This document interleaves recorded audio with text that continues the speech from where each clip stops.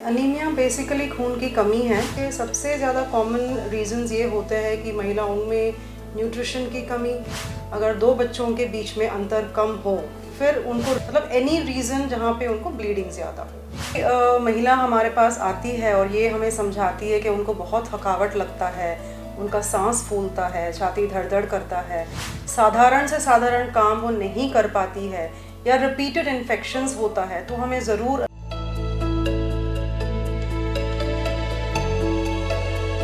Anaemia in pregnancy बोलें या गर्भावस्था में होने वाली खून की कमी महिलाओं में, जिसके रहते रहते महिलाओं को बहुत सारी कॉम्प्लिकेशंस को फेस करना पड़ता है।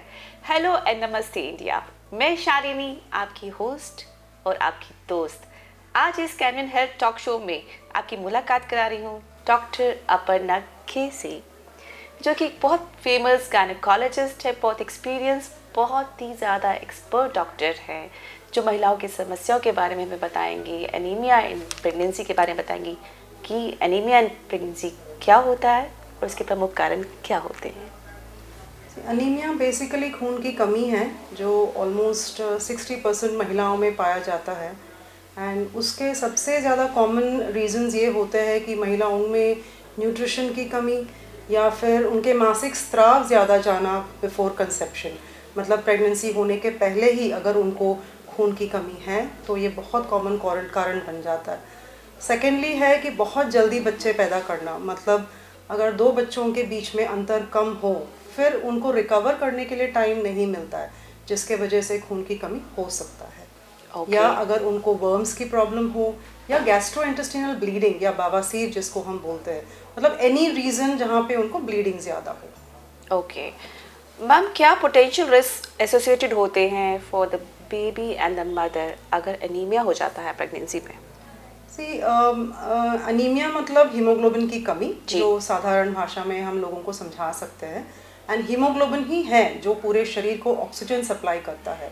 तो जाहिर सी बात है कि अगर मदर को अनीमिया है ड्यूरिंग प्रेगनेंसी, तो उनको बहुत सारे complications like prematurity, abortions, still births होना, या प्रेगनेंसी के बाद, डिलीवरी के बाद ब्लीडिंग बहुत ज़्यादा होना, इन्फेक्शंस होना, या उनको दूध प्रोड्यूस करने में मुश्किल होता है। एंड बच्चों में भी जैसे डिलीवरी के बाद उनमें अनीमिया हो सकता है। Okay, so doctor Aparna, since anaemia एक बहुत ही इम्पॉर्टेंट डेफिशिएंसी होती है जो हमारी फीमेल्स को होती है, वो मदर्स को होती है ड्यूरिंग प्रेगनेंसी में, और हम सबको इसके सिम्टम्स या लक्षण पता होने चाहिए ताकि हम अवेयर रहे ड्यूरिंग प्रेगनेंसी। आप क्या कहना चाहेंगे इस बारे में? हाँ जी, अगर कोई भी महिला हमारे पास आती है और ये हमें समझाती है कि उनको बहुत थकावट लगता है, उनका सांस फूलता है, छाती धड़ धड़ करता है, साधारण से साधारण काम वो नहीं कर पाती है, या रिपीटेड इन्फेक्शंस होता है, तो हमें ज़रूर अनीमिया के बारे में सोचना चाहिए। सो डॉक्टर अपर्णा, की जैसे पता चलता है वी नोटिस द सिम्टम्स और लक्षण हमारी बॉडी में आते हैं, तो हमारा फर्स्ट प्रोटोकॉल क्या होना चाहिए? अनीमिया के बहुत सारे रीजंस होते हैं, लेकिन सबसे कॉमन कॉज होता है हीमोग्लोबिन की कमी, आयरन डेफिशिएंसी की वजह से। सो एक सिंपल सा डाइट जिसमें हम आयरन का रिच फूड को इंक्लूड कर सकते हैं along with lot of micro nutrients, तो ये बहुत ही आसान तरीका है अनीमिया को कॉम्बैट करने में। ओके, इसको डायग्नोस कैसे करते हैं? Are there any specific test या कोई स्क्रीनिंग होती है? देखिए, haemoglobin is a very important test and बहुत आसान तरीका है। तो प्रेगनेंसी में हम लोग हीमोग्लोबिन ज़रूर टेस्ट करते हैं एंड उसी से हमें पता चलता है कि अनीमिया है कि नहीं। ओके, और ये टेस्ट हमें किस टाइम पे स्टार्ट करवा देनी चाहिए? जैसे ही कोई महिला हमारे पास आती है गर्भावस्था में, तो शुरुआती चेकअप हम लोग हीमोग्लोबिन करते हैं। सेकेंड टाइम हम करते हैं जब वो 7th मंथ या 7वें महीने पार कर जाती है। ओके, मैंने सुना है डॉक्टर अपर्णा कोई स्क्रीनिंग टेस्ट भी होते हैं जिससे हम ये लुक आफ्टर करते हैं कि हमारी बॉडी में एनीमिया है या नहीं है। देखिए, हीमोग्लोबिन के लेवल से हमें आइडेंटिफाई होता है या पहचान होता है कि हमारा हीमोग्लोबिन किस लेवल पे है। ओके, नॉर्मली अगर हीमोग्लोबिन 7 ग्राम से कम होता है तो सिवियर अनीमिया में आता है, जहाँ पे नॉर्मली हम लोग आयरन के बदले में ब्लड ट्रांसफ्यूजन एडवाइस करते हैं। तो अगर हीमोग्लोबिन है हमारा 10 to 10.9, तो ये माइल्ड अनीमिया माना जाता है एंड सिंपल से टैबलेट से हम इसको ट्रीट कर सकते हैं। Okay. अगर 7 to 10 ग्राम्स है तो वो मॉडरेट एनीमिया में माना जाता है। राइट।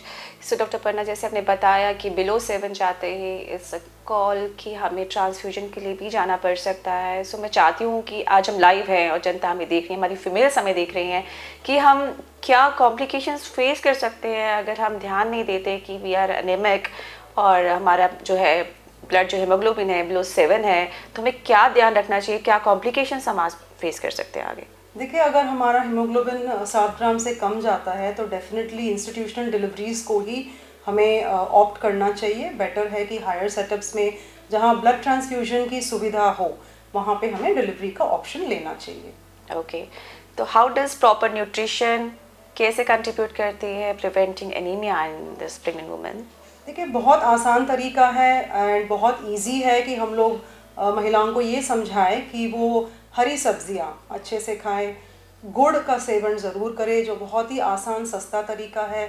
अपना खाना लोहे के बर्तन में बनाएं ताकि वो अपने आयरन डेफिशिएंसी को फाइट बैक कर सके। एंड चौथा है कि वो डीवर्मिंग ज़रूर ले every 6 months. And vitamin C युक्त खाना ले, क्योंकि विटामिन सी एक ऐसा माइक्रोन्यूट्रिएंट या पौष्टिकता का है जिसमें आयरन अब्जॉर्प्शन अच्छे से हो जाता है। ग्रेट। इसके अलावा कोई सप्लीमेंट्स भी अवेलेबल होते हैं कि वंस वी रीच डॉक्टर और बहुत ज़्यादा एनेमिक होते हैं उस टाइम पे डाइट उतना वो कवर अप नहीं कर सकती, we need to give a person और पेशेंट सम सप्लीमेंट्स, तो उसमें आप क्या रिकमेंड करते हैं? देखिए, ऐसा है कि सरकार के तरफ से भी वी हैव नेशनल गाइडलाइंस जहाँ पे एक प्रेग्नेंट लेडी को रोज़ एक टैबलेट आयरन का हम लोग प्रोवाइड करते हैं एंड दैट वो लेना चाहिए इनको 100 दिन के लिए। तो एक टैबलेट प्रतिदिन 100 दिन प्रेगनेंसी के दौरान एंड एक टैबलेट प्रतिदिन 100 दिन के लिए डिलीवरी के बाद। तो ये बहुत ही आसान तरीका है एंड सब महिलाओं को ये ज़रूर लेना चाहिए। मैम, अगर बात करते हैं प्री नेटल केयर के बारे में, तो क्या योगदान है हमारी प्रेग्नेंट वुमेन्स के लिए इसका? देखिए, प्री नेटल केयर मतलब महिला को आइडेंटिफाई करना चाहिए कि उनको पहले से ही अनीमिया ना हो, जैसे मैंने पहले ही बताया।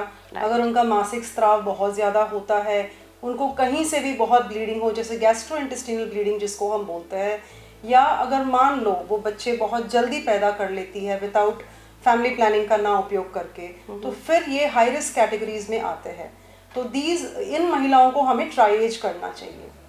तो कोई ऐसे लाइफस्टाइल फैक्टर्स हैं जो हमारी गर्भवती महिलाओं को एनीमिया के जोखिम को कम करने के लिए ध्यान में रखनी चाहिए? देखिए, has I already told, antenatal care बहुत इंपॉर्टेंट है स्पेशली प्रेग्नेंट वुमेन में।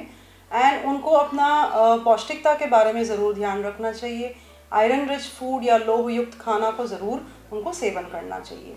एंड आपने आई थिंक आयरन का सोर्स हमें बता ही दिया है कि हम लोहे की कढ़ाई में खाना बनाएं, पालक खाएं एंड आयरन रिच फूड्स को खाएं, right? I think this is the education कि हम आपको एजुकेट करना चाहते हैं हमारे माध्यम से कि आप एक हेल्दी बेबी, एक हेल्दी मदर के साथ रहें, एक हेल्दी बेबी को, एक हेल्दी एंजल को दुनिया में लेकर आए, taking care of all the deficiencies जो हम रिकवर कर सकते हैं अच्छे से। मैम ने आपको ये भी बताया है कि ड्यूरिंग एनीमिया आप क्या क्या चीज़ें खा सकते हैं। मैम ने बताया ईजीएस्ट सोर्सेज जैगरी या गुड़, स्पिनच इज देयर, आप जो है आयरन रिच फूड खाइए, vitamin C and rich food खाएं, और जितने भी सप्लीमेंट्स हैं डॉक्टर्स आपको प्रिस्क्राइब करते हैं वो लीजिए। रेगुलर चेकअप्स रखिए which is more important in pregnancy की। अपने डॉक्टर के कंसल्ट में रहिए, उनको हर चीज़ बताएं कि कब क्या चल रहा है आपकी बॉडी में, ताकि एक हेल्दी, एक स्वस्थ बच्चे को आप जन्म दे सके। Thank you doctor Aparna for giving useful information to the viewers, and thank you viewers for watching us. Keep smiling, stay connected with Canwin to stay healthy. Thank you.